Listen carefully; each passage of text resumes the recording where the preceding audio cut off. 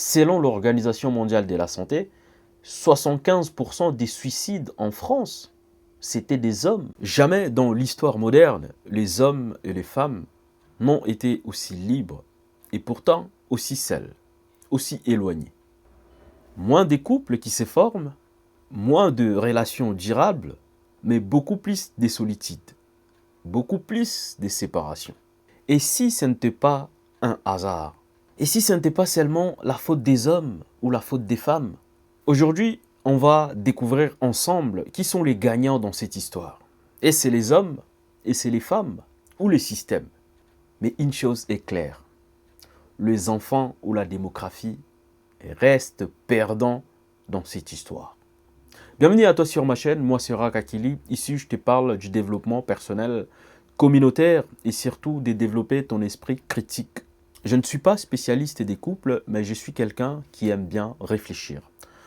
Et j'ai toujours cette habitude de proposer ma réflexion à mes abonnés. Et donc, si c'est la première fois sur ma chaîne, je te conseille de t'abonner. Si des sujets comme ça, ce sont des sujets qui t'intéressent, ben, on va en traiter régulièrement sur notre chaîne YouTube. Rak Mentality. C'est parti. Dans les narratifs collectifs, on nous répète que tout cela est normal, que c'est de l'évolution, que c'est la modernité, et que la séparation de l'homme et la femme, c'est quelque chose de normal. Mais cela est-il vraiment normal? Regardons les faits. Aujourd'hui, on se retrouve avec une sorte de guerre des sexes sur les réseaux sociaux. Des discours extrêmes qui sont mis en avant. Et tout cela engendre une perte d'engagement. Que ce soit chez les hommes, que ce soit chez les femmes. On se retrouve dans des camps. Alors que normalement, on doit jouer dans le même camp. Et cela produit beaucoup de relations jetables, beaucoup de relations non durables et beaucoup de relations qui partent en fumée. Et malheureusement, quand on fait les tours sur les réseaux sociaux, on ne t'encourage pas vraiment à rencontrer l'autre sexe, le sexe opposé. On t'encourage plutôt à s'en méfier.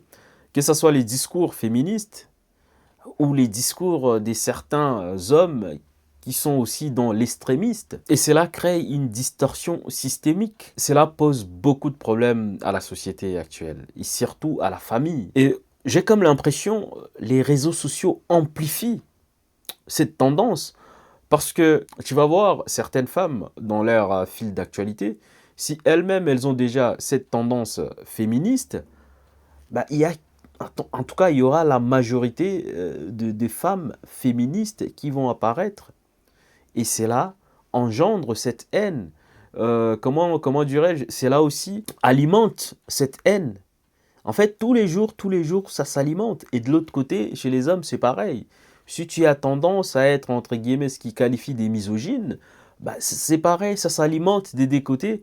Et cette sorte de guerre, on dirait, c'est interminable. Et malheureusement, pendant qu'on se dispute entre hommes et femmes, personne ne regarde qui profite vraiment de ça. Personne. Tu fais un tour sur TikTok, des panels par-ci, les hommes, les femmes, les hommes, les femmes. Tu fais un tour un peu partout. C'est des guerres par-ci, c'est des guerres par-là. Moi, une femme, c'est comme ça. Il y a des coachs à tout genre. Parfois, des coachs elles-mêmes, elles ne sont pas mariées. Ou ils ne sont pas mariés. Et souvent, dans cette tendance, un homme doit être comme ça. Une femme doit être comme ça. Non. Ça ne se passe pas comme ça. Chaque couple a ses spécificités et donc chaque personne a ses qualités aussi. Et on veut catégoriser les hommes comme ça, les femmes comme ça. C'est pas comme ça que la société va avancer. C'est pas comme ça que les hommes et les femmes vont retrouver leur complémentarité d'origine. C'est pas de cette manière-là. Et la première question qu'on va se poser, à qui profite une société d'individus seuls? Je pense qu'il y a un mot qui traîne là-bas, le capitalisme. Oui, si c'est pas le capitalisme, c'est quoi? Économiquement parlant, des célibataires consommeront toujours plus qu'un couple. Ça, c'est un fait. Tu as 2 télés, tu auras des frigos, des abonnements téléphoniques, des abonnements des box, alors que dans une famille bien structurée, tu vas y avoir une télé, donc un abonnement, tu vas avoir un seul frigo, un seul congélateur, mais des individus qui sont séparés, ça veut dire un couple qui est séparé, forcément, tu consommes un peu plus. Au lieu d'aller faire des courses avec un seul caddie, tu iras faire des courses avec deux caddies. Et tu multiplies ça par des couples qui divorcent ou par des gens qui ne veulent pas s'engager. Et donc quoi? Alimentons la guerre. Que la guerre continue. Ça, si on regarde vraiment, on va dire, au premier niveau de la compréhension. Parce que la vidéo, je vais la faire en 2, en 3, voire en 4 parties. Parce que c'est un sujet très vaste. Au premier niveau de compréhension, c'est à peu près ça, déjà. Donc, vous remarquez que l'amour stable, une famille stable, ne rapporte pas plus que la solitude. Et vous êtes conscient que nous vivons dans un monde où les intérêts comptent avant tout. On n'a rien à faire de votre famille. On n'a rien à faire de l'équilibre de votre famille. Les gens, ils veulent vendre. Nous vivons dans une société des consommations. En d'autres termes, nous sommes là pour consommer. Nous sommes... les gens qui dirigent la société nous regardent comme des consommateurs. Et ça, il faut prendre conscience de ça. Même en termes d'idéologie, cela reste bénéfique pour les systèmes. Parce qu'un individu isolé ou un couple séparé, tu auras plus de facilité de manipuler une personne que de manipuler deux personnes en même temps. Ou d'inculquer une forme d'idéologie dans une personne, comparé par exemple quand ils sont à des personnes, parce qu'ils vont s'échanger des idées. Et cela même se répercute au niveau des enfants. Des enfants qui sont déstabilisés, ce sont des enfants qu'on peut manipuler très facilement, parce qu'ils n'ont pas une éducation et une base d'éducation solide. Et du coup, dans cette guerre, on retrouve aussi cette volonté de déstabiliser la famille et du coup de déstabiliser la société entière. Parce que les personnes qui sont opposées, donc les personnes qui sont divisées, sont facilement manipulables. C'est des personnes que tu contrôles aussi facilement parce qu'ils sont occupés par autre chose. Il n'y a pas de stabilité. Donc un peuple uni est difficile à contrôler, mais des individus séparés, beaucoup moins, beaucoup moins. Et c'est là où les algorithmes jouent leur rôle. La haine, la peur, et les créateurs des contenus, entre guillemets, des couples, ils poussent toujours le bouchon encore un peu plus loin pour faire des vues, pour faire des... Mais ils ne savent pas qu'ils participent à la destruction de la famille, avec des scènes macabres. Et donc, les plateformes, ils ont compris. Ils exploitent cette division. Parce que ça fait des vies, ça fait des clics, et ça fait tourner la boutique. Et malheureusement, beaucoup de créateurs des contenus tombent là-dedans et participent à cultiver cette haine entre les hommes et les femmes. Regardez autour de vous. Les jeunes aujourd'hui, ils veulent plus s'engager. Les jeunes de mon entourage, que j'essaye d'interroger par rapport à ça, ils ont peur de s'engager. Ils ont peur. Et même avec la virtualisation de relations aujourd'hui, il n'y a plus de relations entre les jeunes. Les stats sont compliqués. Et je vous garantis que je ne suis pas pour faire l'avocat du diable ou pour jouer aux victimisations. Non. Mais les hommes en souffrent beaucoup de cette situation. Selon l'Organisation mondiale de la santé, 75% des suicides en France, c'était des hommes. Et beaucoup de ces suicides sont liés à des relations hommes-femmes, à des déceptions, à des solitudes.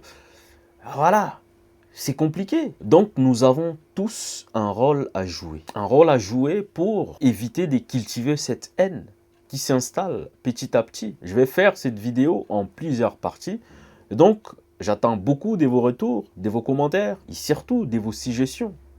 N'hésitez pas à partager au maximum cette vidéo, à liker, à vous abonner si vous n'êtes pas encore abonné chez Rack Mentality. Ici, nous cultivons notre esprit critique et surtout la liberté d'expression. En tout cas, si ça existe encore.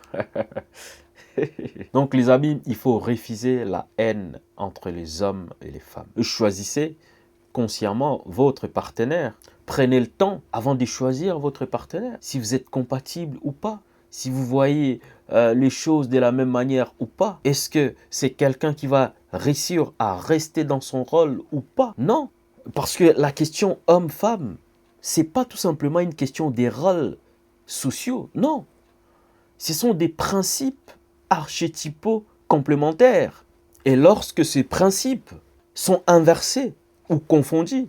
C'est tout l'équilibre anthropologique qui vacille. Ça veut dire cette notion de complémentarité, il faut pas, c'est pas quelque chose de négociable. C'est d'ordre d'équilibre cosmique. Quand une femme n'est pas dans son rôle, c'est comme si tu demandes à la lune d'éclairer à la place du soleil. Non, la lune c'est la nuit, les soleils c'est les jours. C'est pareil. Et donc quand il y a une confusion des rôles, forcément, il n'y a pas convergence. Donc, ma sœur, il ne faut pas tomber dans ces pièges. Mon frère, il ne faut pas tomber dans ces pièges. Ça reste ta sœur, ça reste la mère de tes enfants, ça reste, je ne sais pas moi, ta partenaire. Tu vas partager des bons moments avec. Essayez de prendre du recul. Restez chacun dans son rôle. Et si c'est compliqué, mais prenez vos distances sans la haine. Mais il faut savoir que c'est la société qui aura gagné ces combats. Et parfois, peut-être, il faut l'accepter. Mais il ne faut pas tomber dans la haine. Pas dans la haine de l'autre. Et j'insiste bien, complémentarité. Chacun reste dans son rôle.